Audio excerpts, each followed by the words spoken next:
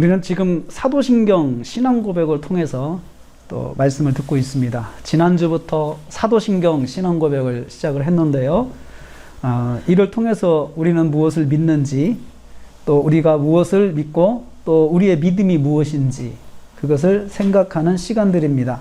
지난 시간에는 나는 창조주 하나님을 믿습니다 라는 제목으로 은혜를 받았습니다. 성경은 첫 구절부터 하나님을 소개할 때 무엇보다도 중요하게 강조하는 것은 창조주 하나님이라 말씀드렸습니다. 성경을 폈을 때 창세기 1장 1절에 무슨 문장을 기록하고 있느냐, 이게 정말 중요하거든요. 그것이 성경을 읽는 모든 사람에게 첫인상입니다. 첫인상. 그런데 그 첫인상이 뭐냐면 태초에 하나님이 천지를 창조하셨다, 이것을 첫인상으로 사람들에게 딱 각인을 시켜줍니다. 이 말씀은 선언적으로 성경을 읽는 모든 사람에게 선포하는 말씀입니다. 하나님께서 만물의 주인이라는 뜻이죠. 하나님께서 주인이시네. 해석할 수 있죠. 해석은 이해를 말하거든요. 이걸 읽으면서 이 사람은 이분이 창조주라는 뜻이구나, 이렇게 사람들이 안다는 것이죠. 하나님께서 만물의 주인이시기 때문에 만물을 자기 뜻대로 주관하시고 섭리하신다 라는 것을 의미합니다. 자기 것은 자기가 마음대로 할 수가 있잖아요. 그러니까 이건 세상의 법칙이에요. 세상 사람 중에서 자기 것을 마음대로 하지 못하는 사람은 한 사람도 없습니다. 자기 것은 자기가 마음대로 합니다. 그래서 마음대로 한다는 말을 좀 이제 부정적으로 들으면 이거 참 큰일 날 일이죠. 이 사람이 만약에 양심이 나쁘면 마음대로 했을 때 정말 독재가 될 수 있잖아요. 그리고 사람들이 고통이 될 수 있는데, 인격적인 분이고 좋은 분이다 라고 할 때, 그분이 마음대로 할 때는 아무 문제가 없습니다. 그분이 인격적으로 좋은 분이기 때문에 이분이 잘 판단해서 좋게 하는 것에 대해서 우리가 신뢰할 수가 있잖아요.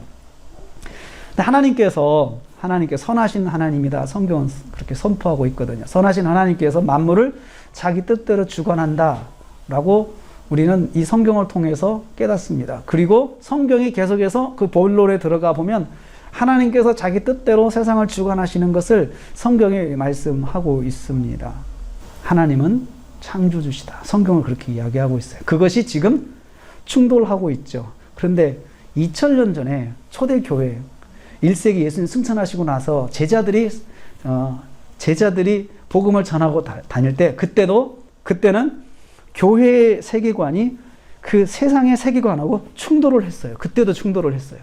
충돌을 해서 그 범신론의 신앙들, 하나님은 뭐 어디나 다 하나님이 있다, 하나님이 어디나 있다, 이것은 사실은 범신론은 하나님 무시하는 신앙이거든요. 하나님 어디나, 누구나 다 마음속에 신이 있는 거야 라고 이렇게 하고, 다 자기들이 적어도 두세 개씩, 서너 개씩 복수의 신을 다 섬기면서 재물의 신, 건강의 신, 운동의 신, 뭐 안전의 신, 공부의 신, 뭐 능력의 신, 뭐든 이런 거 다 섬기는 사람들에게 하나님만이 유일하신 하나님이시다라고 하는 그 교회의 선포는 가치관의 충돌도 보통 충돌이 아니었어요.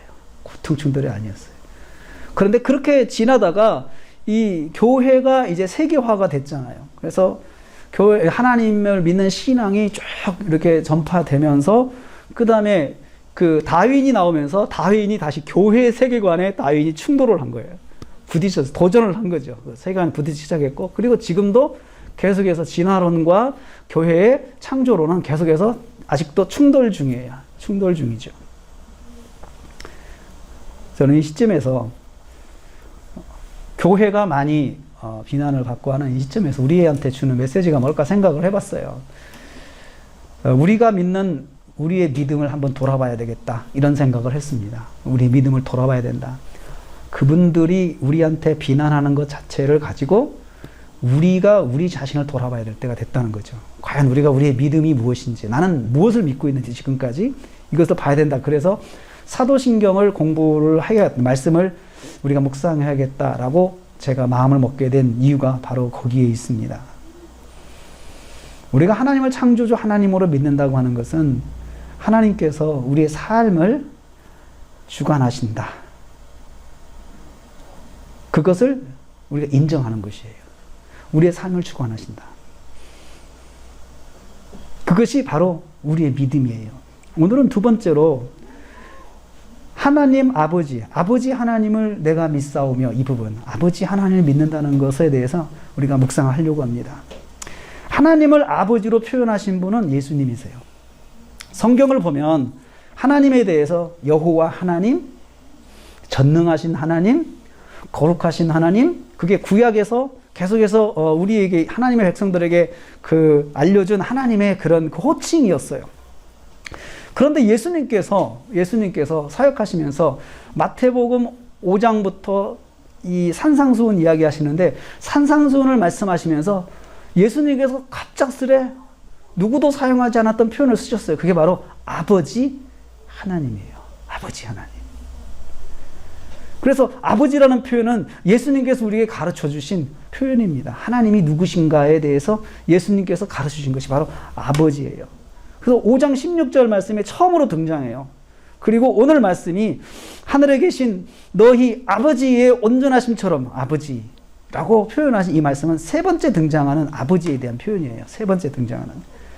여기 원래 하늘에 계신 너희 하나님, 하늘에 계신 전능하신 하나님이 온전하심처럼 이렇게 이야기를 해야 되거든요. 그런데 그렇게 표현하지 않고 그 자리에다가 아버지라고 예수님께서 불쑥 표현을 쓰신 거예요. 저는 제자들이 이 말씀을 듣고 무슨 느낌이었을까? 제자들은 어렸을 때부터 난지 8일 만에 다 할례를 받은 사람들이고 율법을 암송하고 자랐던 사람들이고 다 이런 제자들인데, 이 사람들이 갑자기 하나님에 대해서 예수님이 아버지라고 표현했을 때 이 사람들의 느낌은 어땠을까 생각을 한번 해봤어요. 전 깜짝 놀랐을 거예요. 그냥 누구도 감히 질문을 하지 못하고 아버지라고 속으로 한번 이렇게 반복을 하면서 아버지라고 그러면서 순간, 아, 하나님은 아버지도 되시는구나, 이렇게 저는 받아들였을 거라고 생각을 합니다. 왜냐하면 아버지라고 예수님께서 말씀하실 때 그 자리를 벌떡 일어나가지고 하나님이 아버지라고요? 나는 여기서 말씀을 들을 수 없어 하고 나간 사람이 한 사람도 없었어요. 한 사람도 없었다는 거죠. 그냥 사람들이 예수님께서 하나님을 아버지라고 표현했을 때 사람들이 다 하나님이 아버지시구나 라고 다 억셉트한 거죠. 하나님은 우리 아버지라 예수님께서 알려주셨어요. 그러면 아버지라고는 표현이 가지는 의미가 무엇일까요? 첫째는 관계성을 보여주는 거예요. 하나님과 성된 우리가 어떤 관계에 있는지 예수님께서 딱 규정을 해주셨어요. 아버지는 가족관계를 말하잖아요. 가족관계. 이 가족관계는 친밀성이에요. 친밀성. 이제부터는 하나님과 우리는 굉장히 친밀한 관계에 있다고 하는 것을 예수님께서 알려주신 거예요. 또 친밀성 혹은 친근성을 강조하는 거예요. 아주 밀접한 관계에 있다. 창조주 하나님, 전능하신 하나님은 친밀성이 담겨 있지 않아요. 한번 표현해 보세요. 전능하신 하나님, 거룩하신 하나님 하면 벌써 우리가 그 하나님을 만난다라고 하면 벌써 옷매무새를 이렇게 하고 만나잖아요. 그리고 좀 조심하고 만나죠. 두려운 마음으로 대해야 하고, 함부로 이름도 불러도 안 되고, 그리고 정말 조심조심 만나야 되는 하나님, 예의를 다 갖춰서 만나야 되는 하나님, 정신 차리고 만나야 되는 하나님, 그 하나님, 우리가 거룩하신 하나님, 존귀하신 하나님, 영원하신 하나님, 보좌 위에 앉으신 하나님, 이렇게 생각하면은 우리도 그런 마음이 생깁니다. 그런데 하나님께서 아버지 하나님이다 말씀을 하심으로, 예수님께서 가르쳐 주심으로 친밀한 관계로 넘어가게 하셨어요. 하나님은 그런 하나님이시지만 또 하나님은 아버지이시다라고 가르쳐 주신 거죠. 마치 자녀들은 아버지를 부담 없이 쉽게 만날 수 있는 것과 같습니다. 아버지의 마음은 항상 자녀들에게 열려 있잖아요. 항상 열려 있어. 항상 만나는 거 언제든지 만났어요. 우리가 하나님을 만날 때 아버지로 만난다는 게 그런 의미예요. 아버지는 그런 마음이 있어요, 자녀들한테. 가끔씩 사람들이 보면은 그런 이야기를 하죠. 내가 결혼하고 자식을 낳으면서부터 내가 마음을 고쳐먹었다. 내가 이제부터는 내가 자식이 있으니까 바르게 살아야겠다. 뭐 이런 식으로 청년들이 철이 들어가고 이런 것들이 다 자녀를 아버지가 되면서 또 어머니가 되면서 그런 마음들을 갖는 것을 보게 됩니다. 하나님은 아버지가 되셔서 항상 우리에게 열린 마음으로 언제든지 만날 수 있는 분이다. 하나님하고 문 열고 쑥 들어가서 하나님하고 언제든지 앉아서 대화할 수 있는 분이고 언제든지 만나서 말씀드릴 수 있는 분이 하나님이시다. 그래서 그게 바로 아버지예요. 친밀성이에요. 그러면 이런 생각을 했어요. 왜 하나님을 만나는데 친밀성이 필요할까? 왜 친밀감이 왜 강조돼야 될까 생각을 해봤어요. 왜냐하면 만나야 하기 때문에 그래요. 자주 만나야 되는데 친밀감이 없어 봐요. 만나는 게 스트레스죠. 성도는 하나님을 날마다 만나고 하나님과 날마다 대화하고 하나님과 날마다 동행해야 되는데 친밀감이 없으면 그것같이 스트레스가 없을 거예요. 그것같이. 그런데 하나님께서 무서운 분이라면, 아주 까다로운 분이라면 하나님을 만나는 일이 얼마나 부담스럽겠습니까? 한 번 만나는 것 자체가 굉장히 마음을 먹고 다짐하고 그리고 정말 한 눈 딱 감고 한번 만나고 와야 되겠다. 무서워도 오늘은 명절이니까 내가 눈 딱 감고 만나야 하기 때문에 친밀성이 필요한 거예요. 만나야 하기 때문에 만나서 대화를 해야 되는데 친밀감이 없으면 이런 생각이 들죠. 빨리 헤어졌으면 좋겠다. 빨리 좀 집에 갔으면 좋겠다. 빨리 갔으면 좋겠다. 그런 마음이 앞서겠죠. 만나서 대화하는 것도 쉽지 않을 것입니다. 벌벌 떨리니까 무슨 말을 하셨는데 내가 긴장하다 보니까 말을 놓친 거예요. 그러면 대답도 잘 못하죠. 그러면 또 너는 왜 대답도 못하냐 하고 또 한 방을 또 먹게 되죠. 근데 그런 입장을 전혀 생각을 못한다는 거죠. 근데 영원하신 하나님, 거룩하신 하나님을 만날 때는 그럴 수 있어요. 그래서 예수님께서 하나님을 아버지라고 가르치셨습니다. 이후로 예수님께서 아버지 하나님을 말씀하실 때 대부분의 그 말씀이 두 개에 치우쳐 있어요. 두 가지 상황에 치우쳐 있어요. 첫째는 기도하는 상황, 기도하는 상황과 하나님과 동행하는 그 말씀과 연관되어 있어요. 그 말씀 주변에 항상 아버지가 들어있어요. 아버지가. 마태복음 6장 6절 너희는 기도할 때 내 골방에 들어가 문을 닫고 은밀한 정에 계신 내 아버지께 기도하라. 은밀한 정에 계신 내 아버지께서 갚으시리라. 이 기도에 대한 표현에서 아버지를 쓰잖아요. 예수님께서 아버지. 근데 만약에 이것을 이렇게 하면 어떨까요? 이렇게 하면 어떤 느낌이 들까요? 너는 기도할 때 내 골방에 들어가 문을 닫고 은밀한 정에 계신 너의 거룩하시고 존귀하시고 영원하신 하나님께 기도하라. 이렇게 문장을 썼다 봐요. 그러면 아버지께 기도하라는 문장보다 이 문장은 친근하지 않을 거예요. 그렇죠? 마태복음 6장 9절 너는 이렇게 기도하라. 하늘에 계신 우리 아버지여. 예수님께서 주기도문에서 하늘에 계신 아버지라고 하나님 표현을 하셨단 말이죠. 마태복음 6장 4절에서는 행동, 동행, 하나님과 동행에 대한 그 말씀인데 너는 구제함을 은밀하게 하라. 은밀한 중에 계신 내 아버지께서 갚으시리라. 우리가 하나님의 말씀대로 행동하는 것, 또 하나님과 함께 동행하는 것, 이런 것들을 하나님께서 보시고 하나님께서 갚아주신다. 근데 그 말을 아버지께서 보시고 아버지께서 갚아주신다. 이렇게 표현을 했어요. 친밀감이죠. 마태복음 6장 14절 말씀에 너희가 사람의 잘못을 용서하면 하늘에 계신 아버지도 너희 잘못을 용서하시리라. 여기서도 하나님과 동행하는 삶, 말씀대로 순종하는 삶을 사는 데 있어서 하나님께서 아버지 되셔가지고 함께 하시고 그걸 다 보시고 그리고 거기에 대해서 네가 하는 행동 보고 하나님도 너한테 그렇게 행동하셔. 이렇게 말씀하는 거잖아요.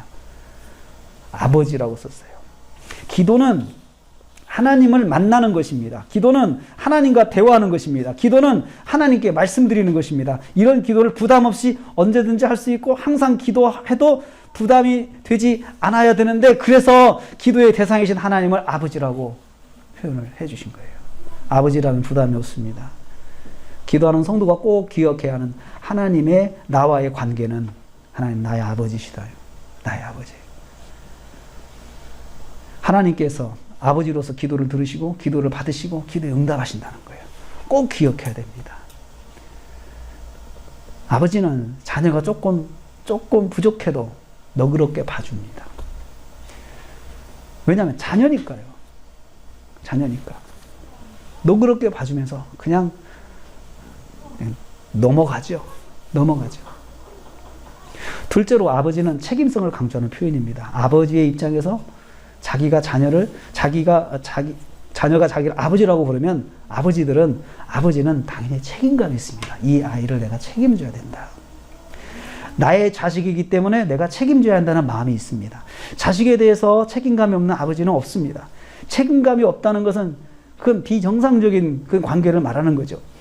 세상의 대부분의 아버지는 자신의 능력 안에서 자식을 책임지고자 하는 마음이 있습니다. 문제는 능력이 따라주냐가 문제죠. 능력이 안 따라줘서 책임을 지는데 정말 힘들고 미안해서 그렇지 능력만 따라준다면 내 능력 안에서 자식들에게 정말 내가 책임져 주고 싶은 심정이 바로 부모의 마음이에요. 아버지의 마음이에요.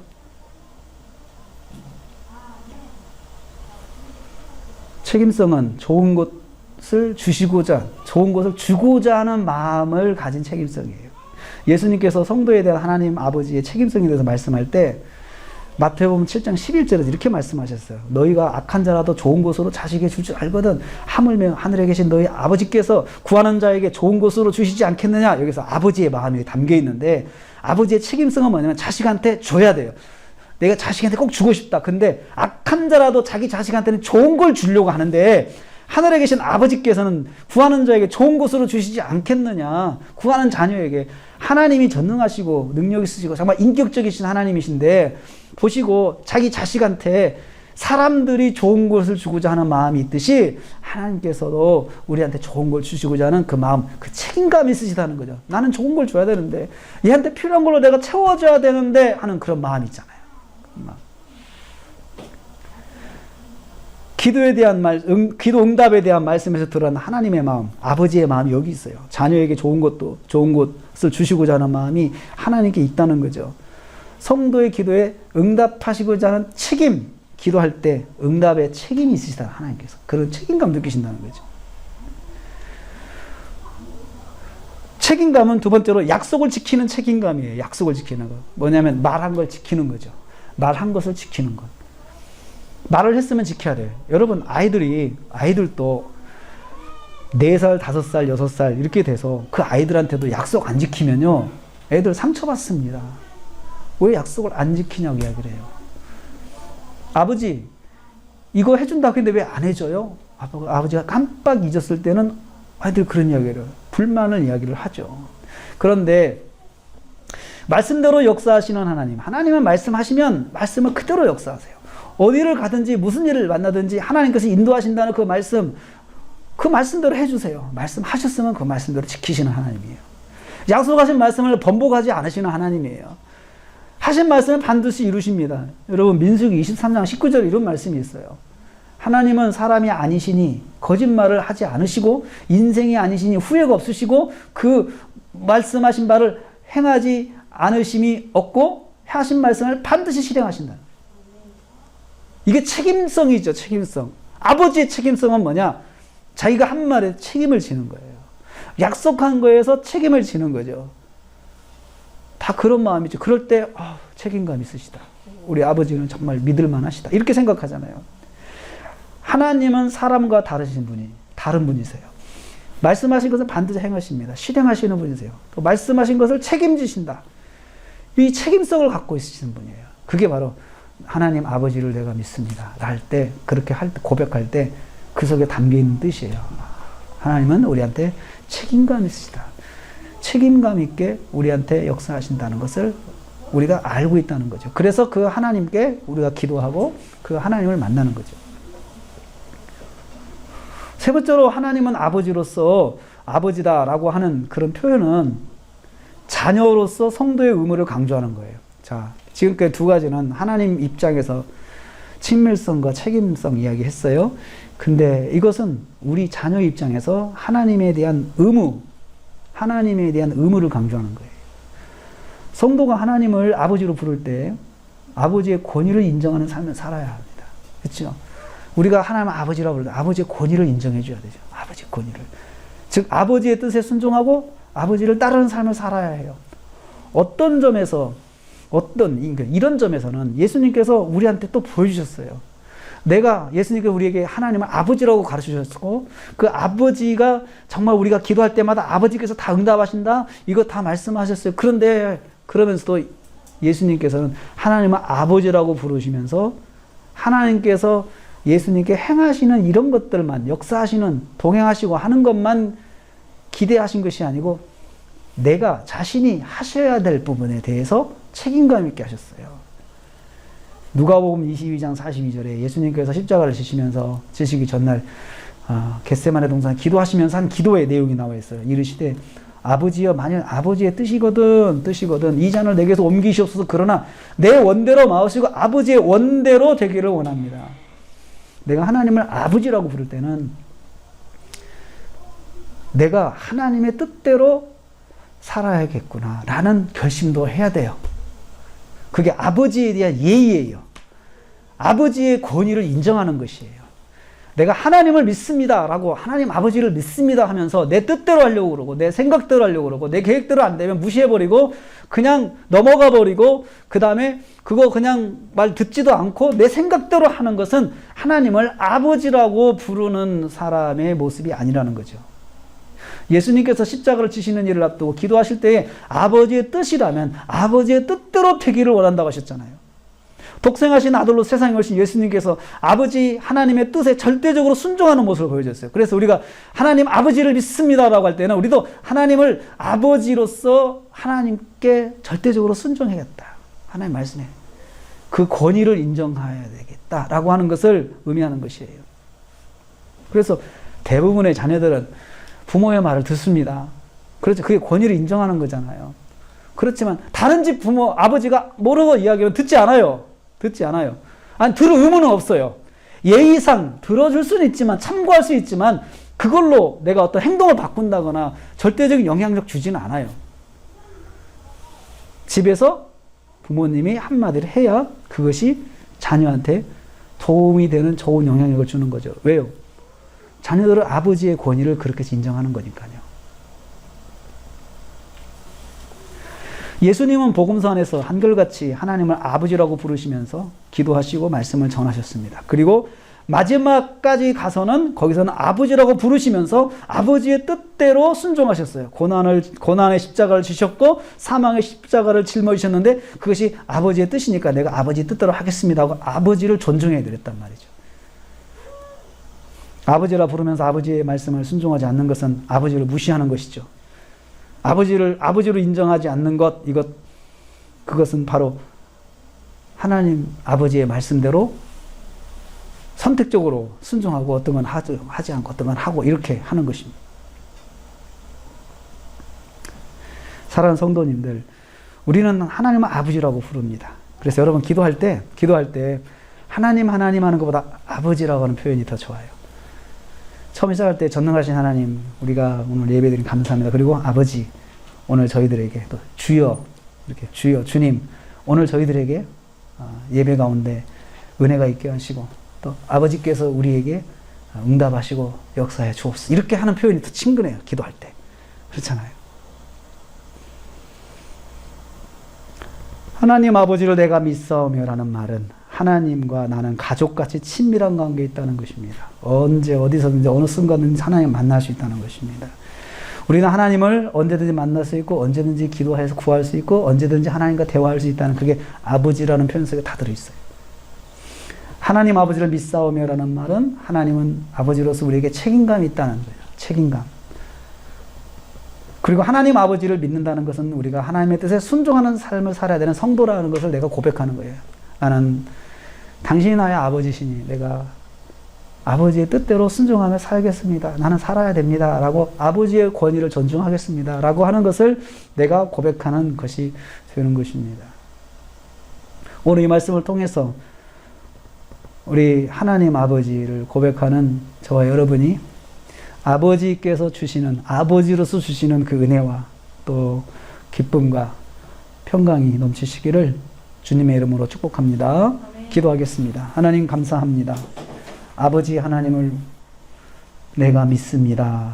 우리가 고백하는 것이 하나님 우리에게 얼마나 가깝고 친밀하신 분이시고 하나님 우리에게 책임감을 가지시고 또 우리는 하나님의 권위를 인정하고 아버지의 권위를 인정하고 말씀에 순종하는 삶을 살아야 되는 것을 우리가 고백하는 것이다고 말씀을 들었습니다. 주님, 아버지 하나님을 믿는 저희들이 정말 아버지 하나님께서 우리에게 주시는 은혜와 또 평강과 기쁨이 넘치는 삶을 살게 하여 주시옵소서. 예수님의 이름으로 기도하옵나이다. 지금은 교회의 머리가 되시는 우리 주님 예수 그리스도의 은혜와 하나님 아버지의 무한하신 사랑하심과 성령님의 감동교통 충만 기로하심이 아버지 하나님을 내가 믿사오며 이 고백을 우리의 마음으로 하면서 살기로 다짐하는 성도들 머리 위에 가정과 생활에 교회 관계된 모든 기관들 위에 함께하지 못했지만 여럿에 흩어진 우리 형제 자매들 위해 우리 대한민국 위에 지금부터 영원토록 함께 있을지어다. 아멘.